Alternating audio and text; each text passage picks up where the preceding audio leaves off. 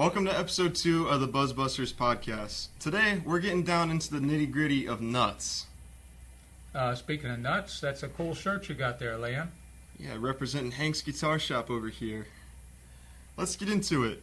Well, let's let people know what a nut is.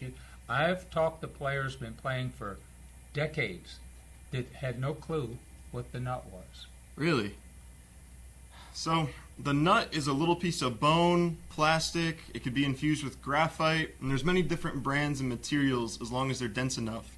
But it sits up towards your headstock and sets the spacing and string height of your open strings. So your strings are suspended at two ends. At one end you have the bridge, and on top of the bridge is the saddle. At the other end of the string you have the nut before it goes down to your tuner keys. And the nut and the saddle are the two ends where your strings are suspended, and that sets your scale length. If your strings are too high, if your nut slots are too high... If Liam's not too high, we may need to do a breath test on this. If your nut slots are too high, it can cause poor intonation down by the cowboy chords. If they're too low, people say, well, if the nut slots are too low, you'll buzz. Well, yeah, if they're real low, you'll buzz. But there's all kinds of problems you hit before they get that far. If the strings are just barely vibrating and touching that first fret, you're losing a lot of tone and sustain, and you may not even realize it if it happens slowly or if it's been like that ever since you got the guitar. And so you lose tone, it just doesn't sound rich and clear, and you lose sustain. And as it gets worse, it could start buzzing, and that's when people bring them in. But by that time, they've missed maybe a year or more of enjoying the clarity and good tone and sustain from the guitar.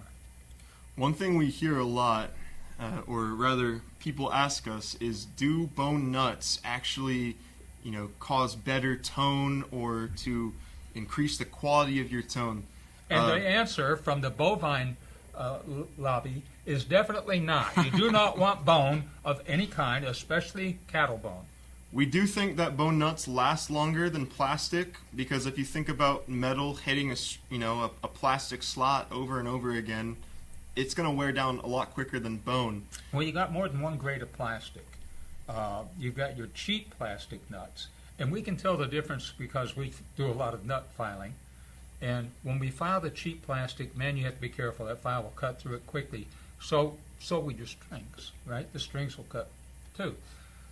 Good plastic, like you're going to get from Tusk and some of these other manufacturers, they will almost be as hard to file as bone.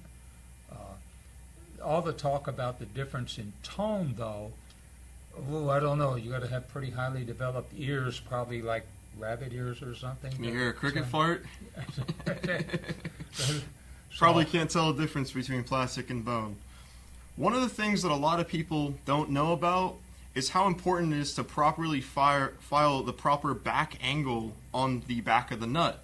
The break angle of the string as it reaches the tuning heads is really, really important.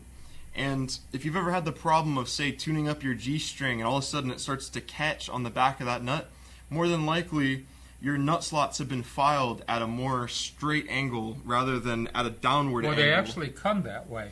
I've only found one manufacturer of nuts, and I'm not positive, I think it was Tusk, that files their slots down at an angle to help guide the strings to your tuning keys. All 99% of new nuts, that the slots are straight across, parallel with the fretboard. So you have a sharp edge at the back where the string goes down, makes that bend to meet your tuning keys. And if you've ever been tuning your guitar, especially on G or D, and you turn that tuning peg and nothing happens, you turn again, nothing, you turn a little bit more and zing, now you're almost a half tone sharp. That's what happened. Your string got caught up on that sharp back edge and there's too much friction.